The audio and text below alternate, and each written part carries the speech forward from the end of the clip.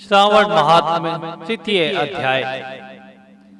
श्रावण मास की जाने वाली शिव की लक्ष्य पूजा का वर्णन। सनत कुमार बोले, हे भगवान, आपने श्रावण मासों का संक्षिप्त वर्णन किया है। हे स्वामिन, इससे हमारी तृप्ति नहीं हो रही है, अतः आप कृपा करके विस्तार से वर्णन करें, जिसे सुनकर हे सुरेश्वर मैं कृतकृत्य हो जाऊंगा।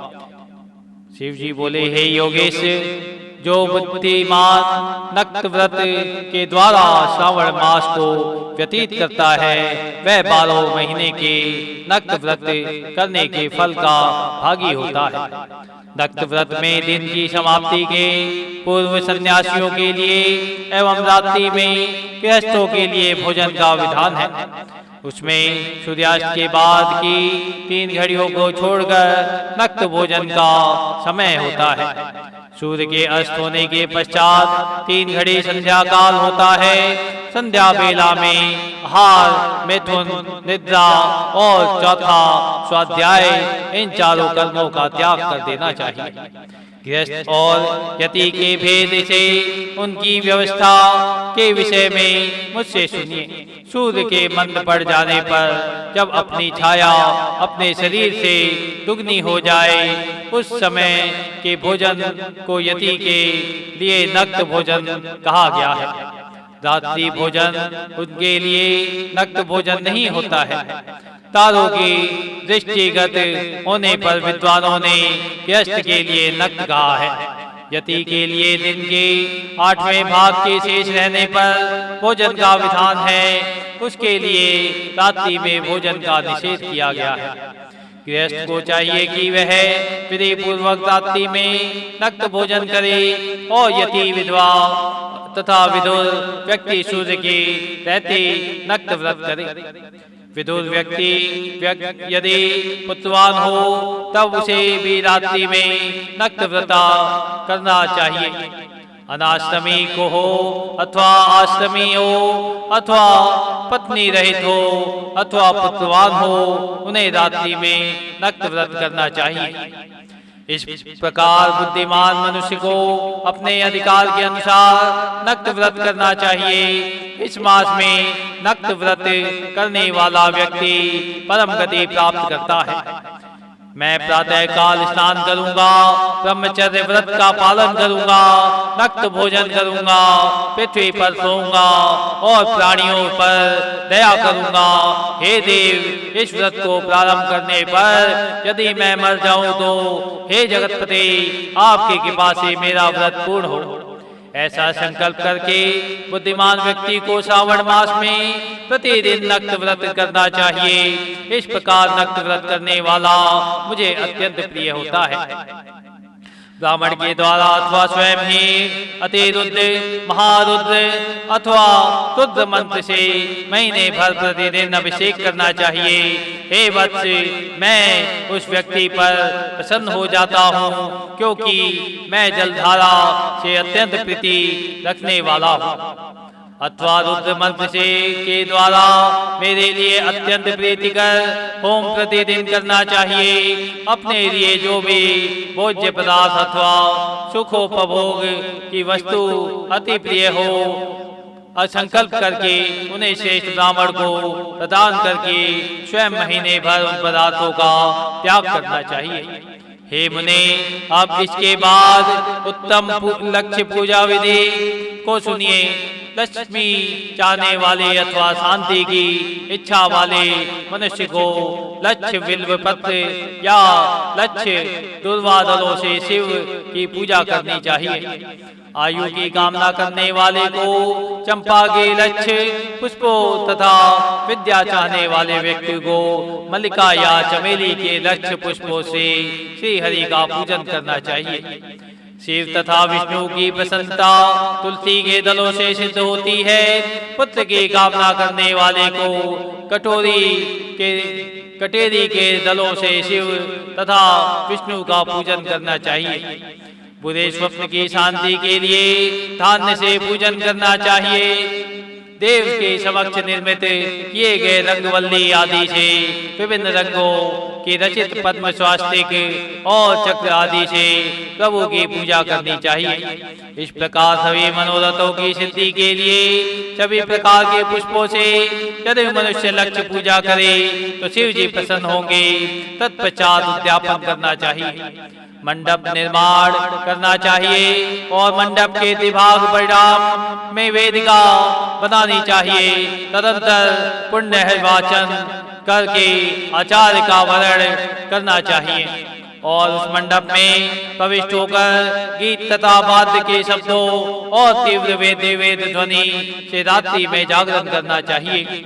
वेदिका के ऊपर उत्तम लिंगदोबद्ध बनाना चाहिए और उसके बीच में चावलों से सुंदर कैलाश का निर्माण करना चाहिए।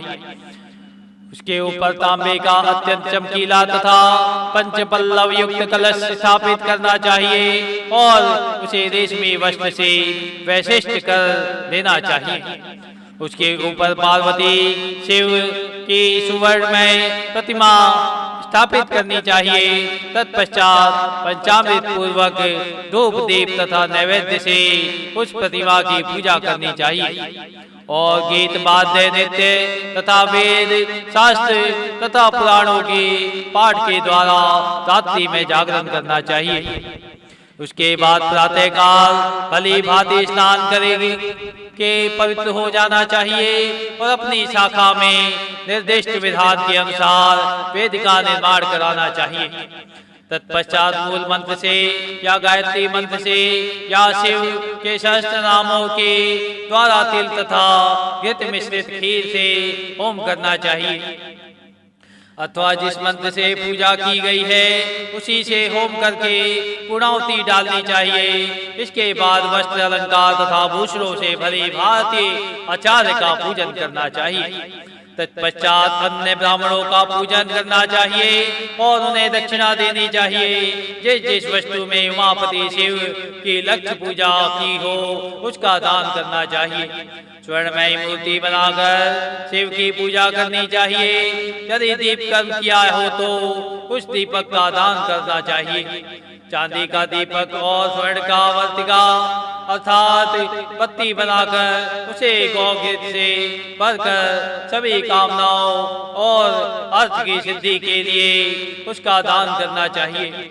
इसके बाद प्रभु से क्षमा प्रार्थना करनी चाहिए और अंत में 100 ब्राह्मणों को भोजन कराना चाहिए। हे मुने, जो व्यक्ति इस प्रकार पूजा करता है मैं उस पर प्रसन्न होता हूँ। उसमें भी जो श्रावण मास में पूजा करता है उसका अनंत फल मिलता है।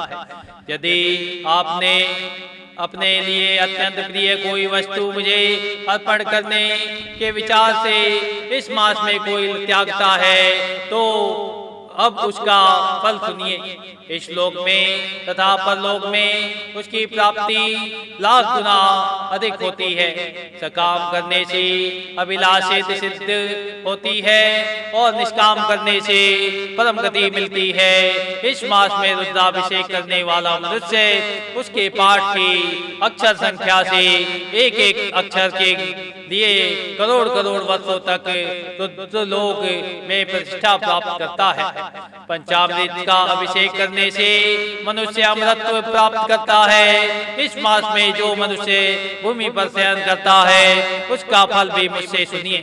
हे द्विश्रेष्ठ, वह मनुष्य 9 प्रकार के रत्नों से जड़ी हुई सुंदर वस्त्र से आच्छादित बिछे हुए कोमल गद्दे से सुशोभित देश तकियों से युक्त रम्य स्त्रियों से विभूषित रत्न निर्मित द्वीपों से मंडित तथा अत्यंत मृदु और गरुणाकार प्रवाल मणि निर्मित अर्थात हाथी दांत की बनी हुई अथवा चंदन की बनी हुई उत्तम तथा शुभ शैया प्राप्त करता है। इस मास में ब्रह्मचर्य का पालन करने से वीर के दृढ़ पुष्टि होती है। ओज बल शरीर की दृढ़ता और जो भी धर्म के विषय में उपकारक होते हैं वह सब उसे प्राप्त हो जाता है।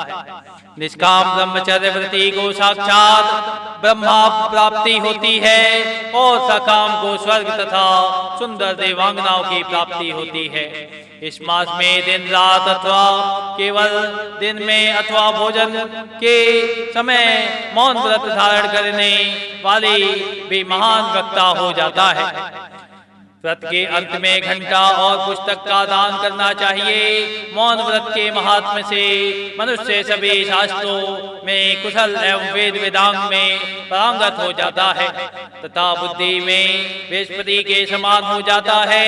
मौन धारण करने वाले का विधि किसी से कलह नहीं होता, अतः मौन व्रत अत्यंत उत्कृष्ट है। इस प्रकार श्री स्कंद पुराण के अंतर्गत ईश्वर सानत कुमार संवाद से में श्रावण मास महात्म्य में नक्त व्रत, लक्ष्य पूजा, भूमि शयन मौनादि व्रत कथनम नामक तीसरा अध्याय पूर्ण हुआ। बोले ओम हर हर महादेव।